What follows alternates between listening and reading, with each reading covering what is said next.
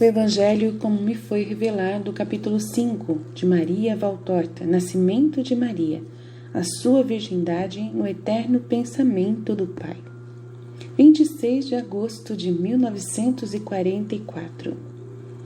Vejo Ana sair no pomar. Apoia-se ao braço, provavelmente de uma parente, porque se assemelha a ela.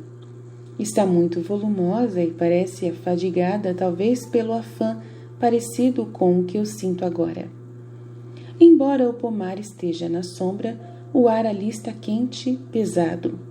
Um ar que se poderia cortar uma massa mole quente de tão denso sob um impiedoso céu de um azul embaçado pela poeira suspensa nos espaços. Faz tempo que deve ter havido estiagem, porque a terra ainda não é irrigada. Está literalmente reduzida a uma poeira finíssima, quase branca, de um branco levemente tendente a um rosa escuro, mas para o marrom ao pé das plantas ou ao longo dos breves canteiros onde banhadas crescem fileiras de hortaliças. Em torno aos roseirais, aos jasmineiros, outras flores que estão ao lado de uma parreira bonita cortando pela metade do jardim até o início dos campos, despojados de gramináceas. Também a relva do prado assinalado, o fim da propriedade, está chamuscada e rala. Só às margens dela, onde há uma cerca de espinheiro alvar selvagem, marcado pelos rubis dos pequenos frutos. A grama é mais verde e espessa. Ali estão as ovelhinhas com um pequeno pastor, à procura de pasto e de sombra. Joaquim está ao redor das fileiras e das oliveiras. Com ele há 2 homens que o ajudam. Mesmo ancião Joaquim é ágil e trabalha com gosto. Estão abrindo pequenos cercados nos limites de um campo para dar água às plantas sequiosas. A água abre um caminho borbulhando entre a relva e a terra abrasada e se estende em anéis, que por um momento parecem de um cristal amarelado e depois não só anéis escuros de terra úmida em torno em sarmentos e as oliveiras sobrecarregadas. Ana lentamente vai na direção de Joaquim, que quando a vê se apressa a encontrá-la andando pela parreira sombreada, sob a qual abelhas de ouro zumbem, ávidas do açúcar dos grãos de uva branca. Chegaste até aqui? A casa está quente como um forno, e tu sofres. O único sofrimento é desta última hora de grávida. O sofrimento de todos, homens e animais. Não te acolores demais, Joaquim. A água que esperamos faz tempo que de 3 dias para cá parecia bem próxima, ainda não veio, e o campo queima. É bom para nós que temos a nascente próxima e muito rica de águas. Abri os canais, um pouco de refrigério para as plantas que têm as folhas murchas e cobertas de poeira, mas não é suficiente só para mantê-las vivas. Ah, se chovesse! Joaquim, com a ânsia de todos os agricultores, perscruta o céu, enquanto Ana, cansada, se abana com um leque, que parece feito de uma folha seca de palma, entrelaçada com fios multicolores que a tornara rígida. A parente diz: lá, além do grande irmão, surgem nuvens velozes. Vento do norte. Refrescará e talvez trará água. São 3 dias que se levanta e depois cai com o surgir da lua. Será assim, Joaquim? Está desanimado? Voltemos para casa. Aqui também não se respira, e depois penso que seja bom voltarmos, diz Ana, que parece ainda mais olivácea por causa de uma palidez que lhe veio sobre o rosto. Sofres? Não, mas sinto aquela grande paz que senti no templo, quando me foi dada a graça e que senti ainda quando soube que seria mãe. É como um êxtase, um doce sono do corpo, enquanto o espírito jubila e se aplaca em uma paz sem comparação humana. Eu te amei, Joaquim, e quando entrei na tua casa e disse a mim mesma: sou esposa de um justo, tive paz. E assim todas as vezes que o teu amor providencial cuidou de tua Ana. Mas esta paz é diferente. Veja, eu creio que é uma paz como aquela que devia invadir como óleo que se expande e suaviza o espírito de Jacó, nosso pai, depois de seu sonho. De anjos, e melhor ainda, semelhante à paz jubilosa dos Tobias depois que Rafael se manifestou a eles. Se me abandono a apreciá-la, ela sempre cresce mais. É como se eu subisse pelos espaços azuis do céu. E não sei porquê, desde que eu tenho em mim esta alegria pacífica. Eu tenho um cântico no coração, aquele do velho Tobias. Parece-me que tenha sido escrito para esta hora, para esta alegria, para a terra de Israel que a recebe, para Jerusalém pecadora, e agora perdoada. Mas não rides dos delírios de uma mãe? Quando digo, agradece ao Senhor pelos teus bens e glorifica ao Deus dos séculos, a fim de que reedifiques em ti o teu tabernáculo. Eu penso que aquele que reedificará em Jerusalém o tabernáculo do Deus verdadeiro será este que está para nascer. Penso ainda que não mais do que a cidade santa, mas pela minha criança seja profetizado o destino, quando o cântico diz: Tu brilharás com uma luz esplêndida, todos os povos da terra se prostrarão a ti, as nações virão a ti trazendo presentes, em ti adorarão o Senhor e julgarão santa a tua terra, porque dentro de ti invocarão o grande nome. Tu serás feliz nos teus filhos, porque todos serão abençoados e se reunirão ao lado do Senhor. Bem-aventurados aqueles que te amam e regozijam tua paz. E a primeira a regozijar sou eu, a sua mãe bem-aventurada. Ana empalidece e se inflama como algo trazido pela luz lunar e um grande fogo e vice-versa. Ao dizer estas palavras, doces lágrimas descem sobre suas faces e ela nem as percebe, sorrindo de alegria, e assim vai em direção à casa, entre o esposo e a parente, que a escutam e calam-se comovidos. Apressam-se porque as nuvens, impelidas por um vento forte, galopam e crescem pelo céu, e a planície torna-se escura e estremece por um aviso de temporal. Quando avançam a soleira da casa, um primeiro relâmpago lívido sulca o céu e o barulho do primeiro trovão parece o rufar de um enorme tambor que se mistura ao arpejo dos primeiros pingos sobre as folhas secas. Entram todos e Ana se retira, enquanto Joaquim, alcançado pelos criados, fala da porta desta longa espera pela água, que é uma bênção para a terra sedenta. Mas a alegria se transforma em temor, porque vem um temporal violentíssimo com raios e nuvens carregadas de granizo. Se a nuvem rompe, a uva e as oliveiras serão esmagadas como pela moenda, pobre de nós. Joaquim tem outra ansiedade, pela esposa para a qual chegou a hora de dar à luz ao seu filho. A parente o tranquiliza que Ana não sofre absolutamente nada, mas ele está ansioso cada vez que a parente ou outras mulheres, entre as quais a mãe de Alfeu, saem do quarto de Ana para depois voltarem com água quente, bacias e linhos enxutos junto ao fogo da lareira central numa cozinha ampla. Joaquim pergunta algo, não se acalmando com as respostas. Também a ausência de gritos de Ana o preocupa, diz: Eu sou homem, nunca vi um parto, mas lembro-me de ter ouvido dizer que a ausência de dores é fatal. Vem a noite, antecipada pela fúria tempestuosa que é violentíssima. Água torrencial, ventos, raios, ali tem tudo, menos o granizo, que foi cair em outra parte. Um dos criados percebe a violência e diz: Parece que Satanás saiu do inferno com seus demônios. Olha que nuvens negras! Sente que cheiro de enxofre no ar? Assobios, síbilos, vozes de lamento e maldição. Se é ele, está furioso esta noite. O outro criado ri e diz: Fugiu-lhe uma grande presa. O Miguel o espancou com uma nova faísca de Deus e ele ficou com o chifre e o rabo cortado e queimado.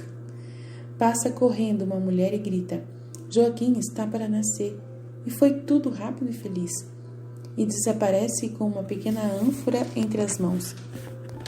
O temporal para de improviso depois de um último raio tão violento que arremessa contra as paredes os 3 homens. Na frente da casa, no chão do horto-jardim, fica uma lembrança, um buraco preto e fumegante. Ao mesmo tempo, o gemido vem de lá, da porta de Ana. Gemido que parece o lamento de uma rolinha que pela primeira vez não pia, mas arrulha. Um enorme arco-íris estende a sua listra em semicírculo sobre toda a amplidão do céu. Surge, ou pelo menos parece surgir, no cume do Hermon, que beijado por uma lama de sol, parece de alabastro de um branco rosado delicadíssimo. Este arco-íris levanta-se até o mais claro céu de setembro, e atravessando por espaços limpos de toda impureza, sobrevoa as colinas da Galileia e a planície que aparece entre duas árvores de figo, ao sul, e depois ainda um outro monte indo pousar a sua ponta final no extremo horizonte, lá onde uma áspera cadeia de montanhas fecha qualquer outro panorama. Nunca vi isso. Olhai, olhai. Parece que toda a terra de Israel está ligada com um círculo, mas olhai, ali já há uma estrela, enquanto que o sol ainda não desapareceu. Que estrela! Brilha como um enorme diamante. A lua é toda plena, enquanto que ainda faltam 3 dias para a lua cheia. Mas olhai como resplandece. As mulheres chegam repentinamente alegres com um embrulhozinho, rosado entre tecidos alvos. É Maria, a mãe. Uma Maria pequenina, que poderia dormir entre o círculo de braços de um menino. Uma Maria comprida tanto quanto um braço. Uma cabecinha de marfim tingido de uma rosa tênue, com a boquinha de carmim, que já não chora mais, mas faz o instintivo ato de sugar, tão pequena que não se sabe como fará para pegar o mamilo. Um narizinho diminuto entre 2 pequenas faces arredondadas, e ao tocá-lo abrem-se os olhinhos, 2 pedacinhos do céu, 2 pontinhos inocentes e azuis que olham, mas não veem entre cílios delicados de um loiro tão intenso que é quase róseo. Também os cabelinhos sobre a cabecinha arredondada são a cor louro rosado de algumas qualidades de mel quase branco.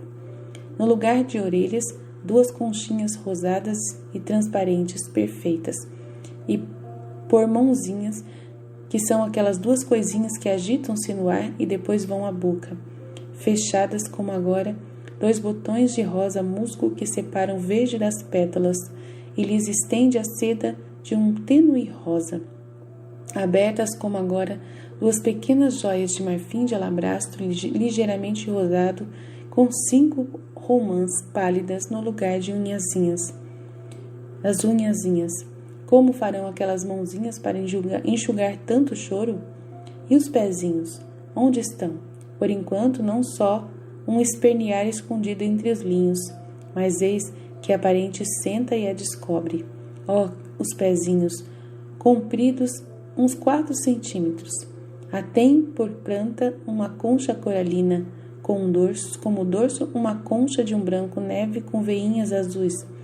Tem por dedinhos as obras-primas de escultura liliputiana. São também coroados por pequenos fragmentos de pálida romã. Mas como se encontrarão sandalinhas tão pequenas para poder estar naqueles pezinhos, quando tais pezinhos de boneca derem os primeiros passos? E como estes mesmos pezinhos farão tão áspero caminho e sustentarão tanta dor debaixo de uma cruz? Mas agora isto não se sabe, e se ri e sorri do seu debater-se e espernear, das perninhas bonitas torneadas, das coxas pequenas que fazem covinhas e dobrinhas, de tanto que são gorduchas, da barriguinha, uma taça emborcada do pequeno tórax perfeito, sob cuja seda cândida se vê o movimento da respiração que certamente se ouve. O pai feliz escuta seu peitinho agora e o beija ao ouvir bater um coraçãozinho que é mais bonito que a terra teve nos séculos dos séculos, o único coração humano. Imaculado. E as costas, eis que a viram, e se vê a forma dos rins e depois dos ombros gorduchos e a nuca rosada tão forte que a cabecinha tão forte. Nossa, que a cabecinha se ergue sobre o arco das pequenas vértebras, parecendo a cabecinha de um pássaro que perscruta ao redor um mundo novo e tem um gritinho de protesto por ser assim mostrada, ela pura e casta aos olhos de tantos, ela que homem nenhum haverá nua, a toda a virgem, a santa e imaculada. Cobri este botão de flor de lis, que nunca se abrirá sobre a terra e que dará ainda mais bonita que ela a sua flor, sempre permanecendo botão. Só nos céus o lírio do trino Senhor irá abrir todas as pétalas, porque no céu não há poeira de culpa que possa involuntariamente profanar aquele candor, porque lá em cima deve ser acolhido à vista de todo o império, o Deus trinitário que agora ocultado em um coração sem mácula. Entre poucos anos estará nela Pai, Filho e Esposo. Eis ali, de novo, entre os linhos e entre os braços do Pai terreno, com quem ela se assemelha. Não agora é um esboço de homem. Eu digo que se assemelhará quando mulher. Da mãe não tem nada, do pai a cor da pele, dos olhos e certamente dos cabelos, que se agora são brancos, na juventude eram certamente loiros, como o dizem as sobrancelhas. O pai, as feições feitas, mais perfeitas e gentis, por ser ela mulher a mulher. Do pai o sorriso, o olhar, o modo de mexer-se e a estatura.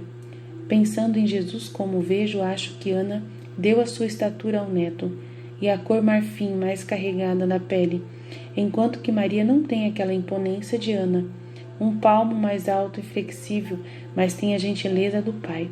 As mulheres também falam do temporal e do prodígio da lua, da estrela, do imenso arco-íris, enquanto junto ao Joaquim entram onde está a mãe feliz e lhe entregam a criancinha. Ana sorri a um pensamento. É a estrela, diz. O seu sinal está no céu. Maria, arco de paz. Maria, minha estrela. Maria, lua pura. Maria, nossa pérola. Chama-se Maria? Sim, Maria, estrela, pérola, luz e paz. Mas também quer dizer amargura. Não temes trazer-lhe desventura? Deus está com ela. Já era dele antes de nascer, antes de ser. Ele a conduzirá pelos seus caminhos e toda amargura se transformará em um paradisíaco mel. Agora sejas da tua mãe, ainda por um pouco antes de seres toda de Deus.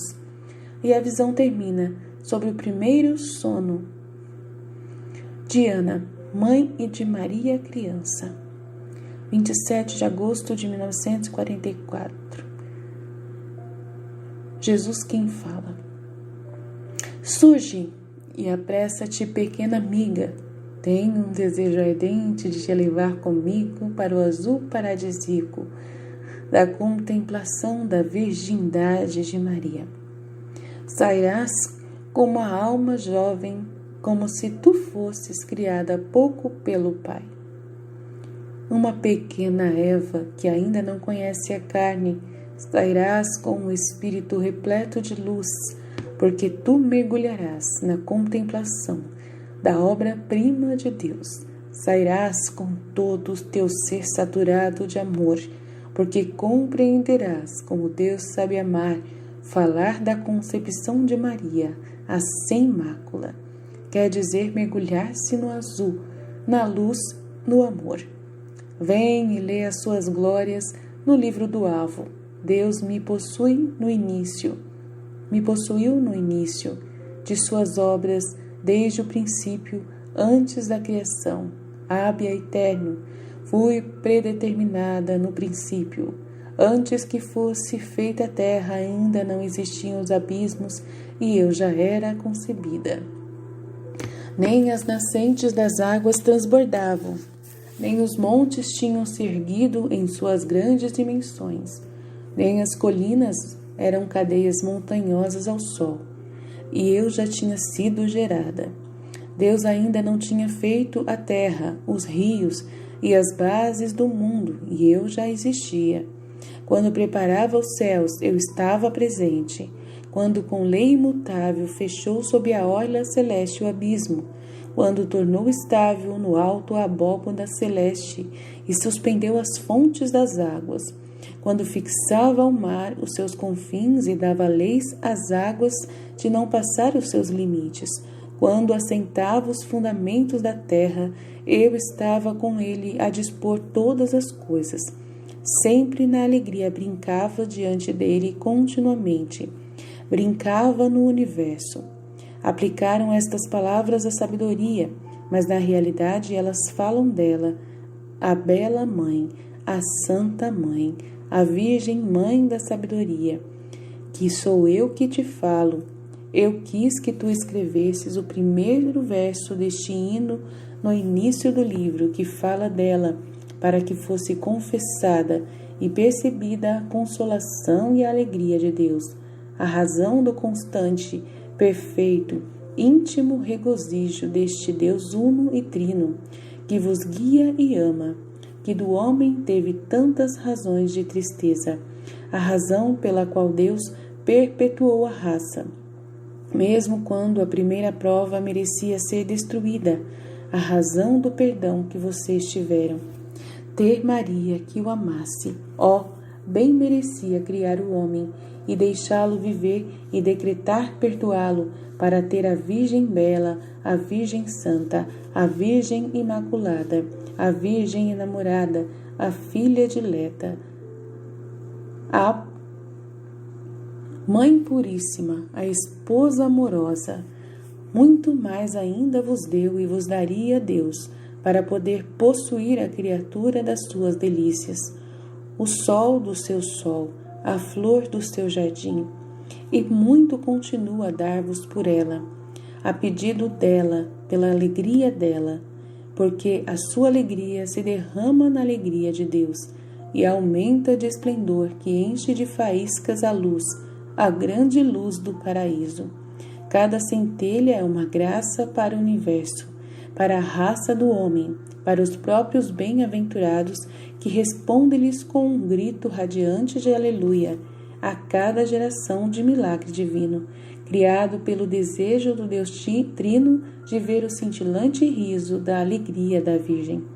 Deus quer um rei no universo, que ele havia criado do nada, um rei que pela natureza da matéria fosse o primeiro entre todas as criaturas criadas e dotadas de matéria, um rei que pela natureza do espírito fosse quase divino, fundido na graça, como no seu inocente primeiro dia, mas a mente suprema, onde são notórios todos os acontecimentos mais distantes em séculos, cuja vista vê incessantemente tudo quanto era e será. Enquanto contemplo o passado e observo o presente, eis que aprofundo o olhar no último futuro, sem ignorar a morte do último homem, sem confusão e nem descontinuidade. Esta mente nunca ignorou o rei criado por ele, por estar ao seu lado, semidivino, no céu herdeiro do Pai. Ao entrar adulto no seu reino, depois de ter vivido na casa da mãe, a terra com o qual foi feito, durante a sua infância de eterno, na sua jornada sobre a terra, este rei teria cometido contra si mesmo o delito de matar-se na graça e o latrocínio de furtar-se do céu. Por que, então, o criara? Certamente muitos se perguntam isto. Terias preferido não existir? Este dia não merecia ser vivido, por si mesmo tão pobre, nu e amargo pela vossa maldade, mas para conhecer e admirar a beleza infinita que a mão de Deus semeou no universo? Para quem teria feito estes astros e planetas que deslizam como setas e flechas, riscando o arco do firmamento? Ou os aparentemente lentos, majestosos na sua corrida como bólidos, presenteando-os com luzes e estações como se fossem eternos, imutáveis ainda que em contínua mudança, oferecendo-vos uma página nova para ser lida sobre o azul, toda noite, todo mês, todo ano, quase como dizendo-vos: esquecei-vos do cárcere, deixai as vossas gravuras repletas de coisas obscuras, podres, sujas, venenosas, enganosas, blasfemadoras, corruptoras, e elevai ao menos com o olhar na ilimitada liberdade dos firmamentos. Tende uma alma azul olhando tão grande serenidade. Criai-vos uma reserva de luz para levar a vossa prisão escura. Lede a palavra que nós escrevemos, cantando o nosso coro sideral, mais harmonioso do que acompanhado por um órgão de catedral. A palavra que nós escrevemos brilhando, a palavra que nós escrevemos amando, visto que sempre temos presente aquele que nos quis dar a alegria de existir, e o amamos por nos ter dado este ser, este esplendor, este deslizar, este sermos livres e belos em meio ao azul suave, além do qual vemos um azul ainda mais sublime, o paraíso, e do qual cumprimos a segunda parte do preceito de amor, amando a vós, o nosso próximo universal, amando-vos, doando guia, luz, calor e beleza. Lede a palavra que nós dizemos, e aquela sobre a qual regulamos o nosso canto, o nosso resplandecer, o nosso riso, Deus. Para quem teria feito aquele líquido azul, que é um espelho para o céu, um caminho para a terra, sorriso das águas, voz das ondas, palavra também essa que, como sussurros de seda farfalhando, com risadinhas de crianças serenas, com suspiros de velhos que lembram e choram, com bofetões violentos e com chifradas, mugidos e estrondos, sempre fala e diz: Deus, o mar é para vós, como o céu e os astros, e como o mar, os lagos, os rios, os pântanos, os riachos e as nascentes puras que servem a todos para vos transportar, nutrir, dessedentar e purificar, o que vos servem, servindo o Criador, sem saírem para fora de seus limites, afogando-vos como mereceis. Para quem teria feito todas as inumeráveis famílias dos animais, como flores que voam cantando, servos que correm, que trabalham, nutrem e são recriação para vós, os reis? Para quem teria feito todas as inumeráveis famílias das plantas e das flores que parecem borboletas, que parecem joias e passarinhos imóveis, dos frutos que parecem os cofres de pedras preciosas, como tapetes para vossos pés, proteção para as vossas cabeças, recreação útil, alegria para a vossa mente, membros, vista, olfato?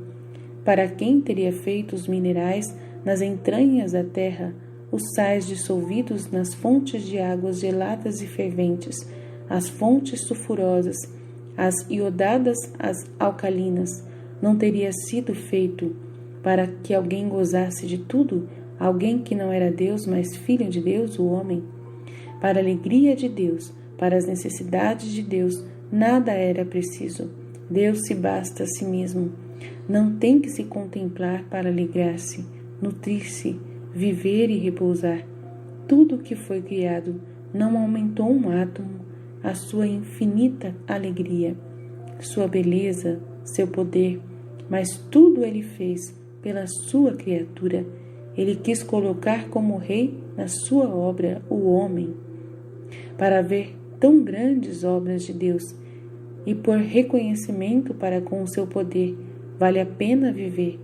Como viventes deveis ser gratos, e deveríeis ter sido gratos, mesmo que não tivesses sido redimidos, hoje ou no fim dos séculos, porque não obstante tenhais sido os primeiros, singularmente sois até hoje prevaricadores, soberbos, luxuriosos, homicidas.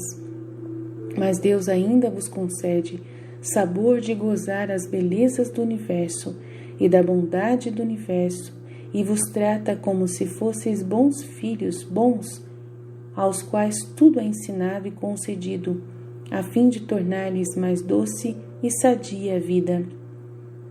Quanto sabeis vós, o sabeis pela luz que Deus vos deu. Tudo quanto descobris, vós o descobris, porque Deus vô-lo indica no bem.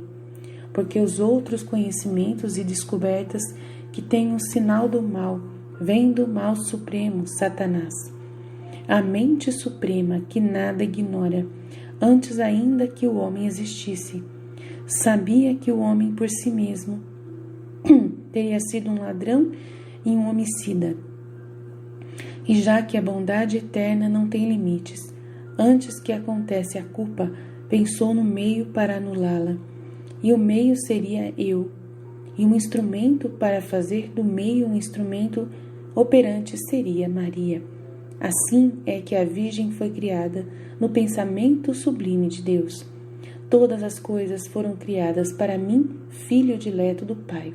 Eu, como rei, deveria ter tido sob os meus pés de rei divino tapetes de joias, como nenhum palácio jamais teve.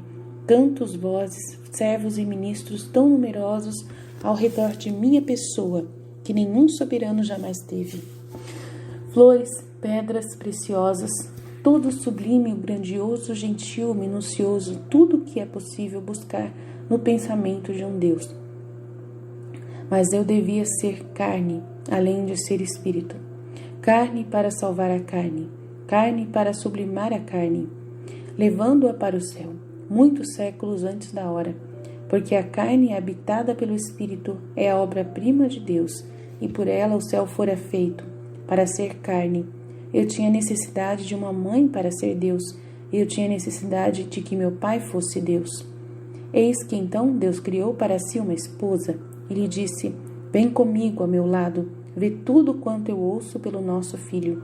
Olha e jubila-te, Virgem eterna, menina eterna, que o teu riso encha todo o céu empíreo, e dê aos anjos a nota inicial, e ensina ao paraíso esta harmonia celeste. Uma harmonia celeste. Eu olho para ti e te vejo como serás, ó mulher imaculada, que por enquanto és apenas espírito, o espírito em que me deleito.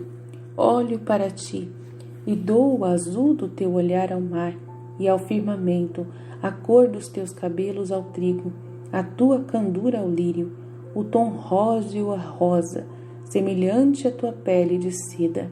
Imito nas pérolas os teus dentes graciosos, olhando tua boca faço os doces morangos, ponho na voz rouxinós as tuas notas, e na das rolinhas o teu pranto, ainda além dos teus futuros pensamentos, ouvindo as palpitações do teu coração, eu encontrei os modelos de arte para criar. Vem, minha alegria, habita os mundos para seu divertimento. Enquanto fores a luz que se move em meu pensamento, teus hão de ser os mundos pelo teu sorriso, tuas as belas formações das estrelas e o colar dos astros todos. Coloca a lua sob os teus pés gentis, cinge-te com o cinto de estrelas da Via Láctea. As estrelas e os planetas são para ti. Vem e diverte-te, vendo as flores que serão o divertimento do teu menino, servindo de almofada para o filho em teu ventre. Do teu ventre, vem e vê como se criam as ovelhas e os cordeiros, as águias e as pombas. Fica perto de mim, enquanto eu faço como uns vasos os mares e os rios, enquanto ergo as montanhas e os enfeito com a neve e as florestas, enquanto semeio as searas, as árvores, as videiras, enquanto faço para ti a oliveira, minha rainha de paz, para ti a videira, meu sarmento que levará o cacho eucarístico. Corre, voa, jubila-te, ó minha beleza, e que o mundo todo que vai sendo criado de hora em hora aprenda contigo a me amar, ó amorosa, e se torne mais bonito com o teu sorriso, ó mãe do meu filho, rainha do meu paraíso, amor do teu Deus. Vendo o erro e olhando para o sem erro, diz ainda: vem a mim, tu que anulas a amargura da desobediência e da ingratidão, da fornicação humana com Satanás. Eu terei contigo a desforra sobre Satanás. Deus, Pai Criador, criara o homem e a mulher com uma lei de amor tão perfeita que não podeis nem ao menos compreender. E vós vos enganais ao pensar como teria aparecido a raça humana se o homem não o tivesse alcançado pelo ensinamento de Satanás. Olhai as plantas que produzem fruto e semente. Por acaso elas conseguem ter semente e fruto por meio de uma fornicação ou de uma fecundação em cada 100 encontros conjugais? Não. Da flor masculina sai o pólen, guiado por um complexo de leis meteóricas e magnéticas. vai ao ovário da flor feminina. Esta se abre, o recebe e produz, não se suja e o rejeita depois, como vós fazeis, para poderdes gozar no dia seguinte a mesma sensação. Depois de produzir, não floresce, até a próxima estação, e quando floresce, é para reproduzir. Olhai os animais todos. Já vistes algum animal macho ou fêmea ir um ao outro para algum abraço estéril, ou para somente um encontro lascivo? Não. De perto ou de longe, voando, rastejando, pulando ou correndo, eles vão, quando chega a hora, ao rito fecundativo, e não se subtraem a isso para ficarem só de prazer, no prazer, mas vão além, vão até as consequências sérias e santas que conduzem à geração da prole, o único escopo que no homem semideus, pela origem da graça que eu restituí inteira, deveria fazê-lo aceitar a animalidade do ato necessário, uma vez que desceste ao grau de nível no animal. Nossa Senhora! Vós não fazeis como as plantas e os animais. Vós, homens, tiveste por mestre Satanás, pois o escolhestes, e o desejais. As obras que praticais são dignas do mestre que quiseste ter. Meu Pai. Uau! Mas se tivesses sido fiéis a Deus, terias tido santamente, sem dor, a alegria de filhos, sem vos esgotardes em cópulas obscenas, indignas, que os próprios animais não conhecem. Oh, meu Deus do céu! Os animais que não têm alma racional espiritual. Meu Deus, nossa, ao homem e à mulher, depravados por Satanás, Deus quis opor o homem nascido de mulher tão purificada por Deus, a ponto de poder gerá-lo sem relação com o homem. Flor que gera flor, sem necessidade de semente, mas apenas com um beijo do sol sobre o cálice inviolado do lírio que é Maria. A desforra de Deus. Nossa, Deus é terrível, hein? Quando Deus quer, Ele faz as coisas para acabar mesmo com o bicho. Uau, obrigado, Senhor. Solta os teus silvos de inveja, Satanás. Enquanto ela está nascendo, esta menina te venceu. Nossa, uau.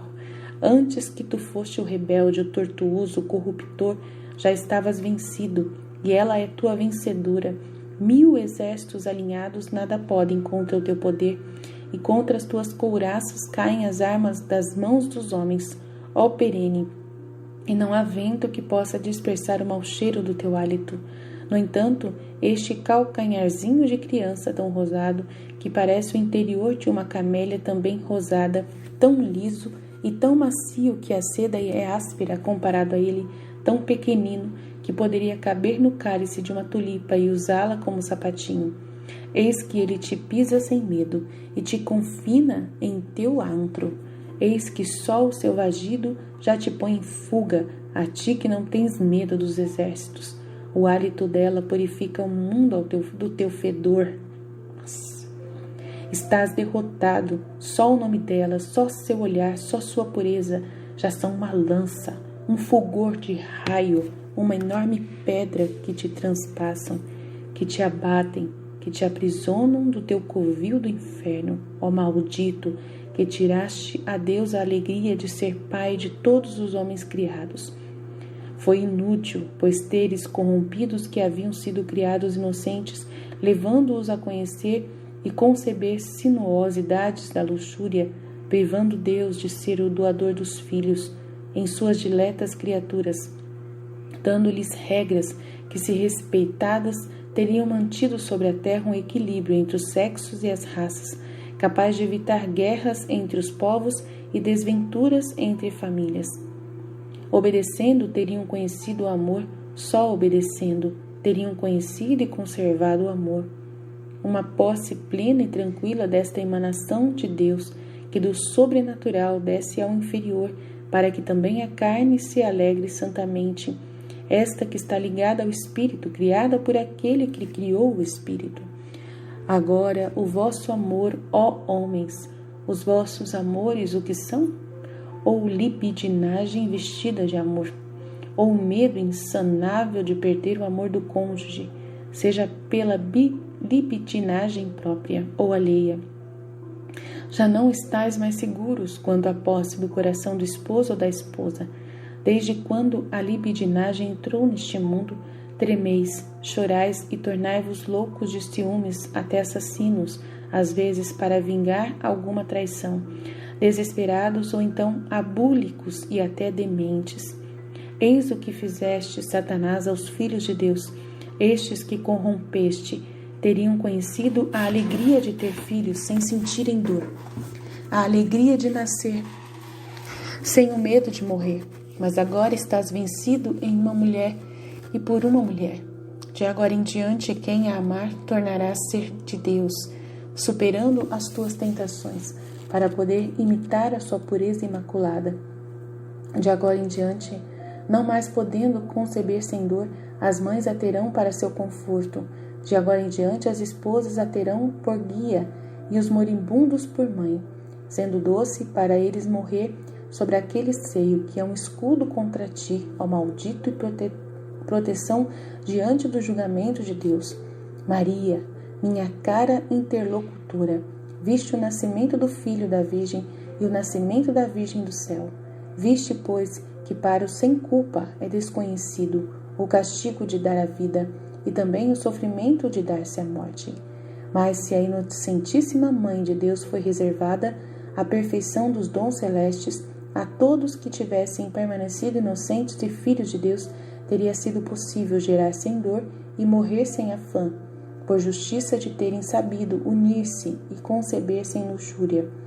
A sublime desforra de Deus sobre a vingança de Satanás foi a de levar a perfeição da criatura dileta a uma superperfeição, capaz de anular, ao menos nela, toda a lembrança de humanidade que fosse suscetível ao veneno de Satanás, e para a qual, não de um casto abraço de homem, mas de um divino amplexo que empalidece o espírito num êxtase de fogo, lhe teria vindo o filho. A virgindade da Virgem. Vem, medita nesta virgindade profunda que produz em quem a contempla vertigens do abismo.